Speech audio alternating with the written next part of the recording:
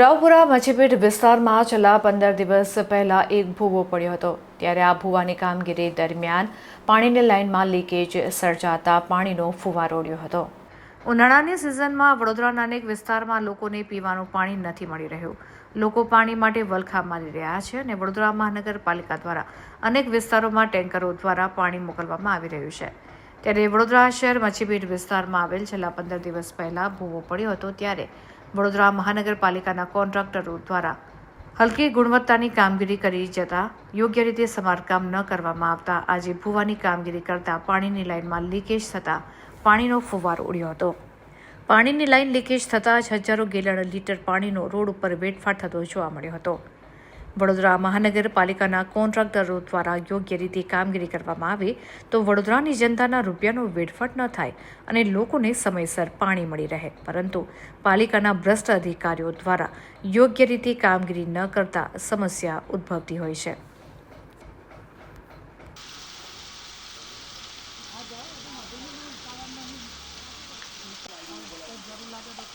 थोड़ा तो लोगों खाली छोड़ दो।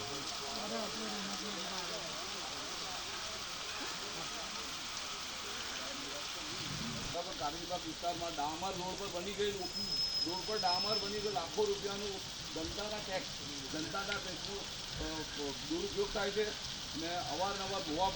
આ મચ્છીપીટ વિસ્તાર છે, રાવપુરા મચ્છીપીટ વિસ્તાર। રાવપુરાના આવતા મચ્છીપીટનો મેન માર્ગ છે જવાનો રસ્તો પર। આ રસ્તા ઉપર તમે જોઈ શકો છો હાલમાં 2-3 દિવસ પહેલાં નાનો ભૂવો પડેલો ને આ જ જગ્યાએ અગાઉ ઈદના દિવસ 1-2 દિવસ પહેલે આ જ જગ્યાએ મોટો ભૂવો પડેલો।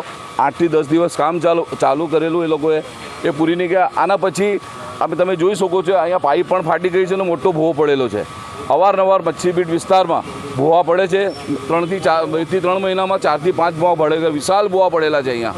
કોર્પોરેશનવાળા કોઈપણ જાતની અહીંયા સૂદ લેવા આવતા નથી। કોન્ટ્રાક્ટરો આવે છે, કામ કરીને લીતાપોતી કરીને જતા રહે છે, ડામર આમ લગાવીને જતા રહે છે, પણ કોઈ પણ જાતનું અહીંયા કામ કરવામાં આવતું નથી। અધિકારીઓને કોઈ સૂદ લેવામાં આવતી નથી ને અહીંયા કોર્પોરેશનના જાડી ચામડીના અધિકારીઓ ને કોન્ટ્રાક્ટરો મલાઈ ખાવાવાળા આ લોકો કોઈ પણ જાતનું અહીંયા કામ કરતા નથી। તમે જોઈ શકો છો હાલમાં પણ બરોડામાં આપણે શું નામ એનું કમલેશ પરમાર પણ અવાજ ઉઠાવે છે। અગાઉ પણ કારીબાગ વિસ્તારમાં રોડ બનેલું ત્યાં પણ ખોદકામ કરવામાં આવેલું છે। લાખો રૂપિયા જનતાના, લાખો રૂપિયા ટેક્સના પૈસા આ લોકો એમના બાપનો માલ એવી રીતે ઇસ્તેમાલ કરી રહ્યા છે।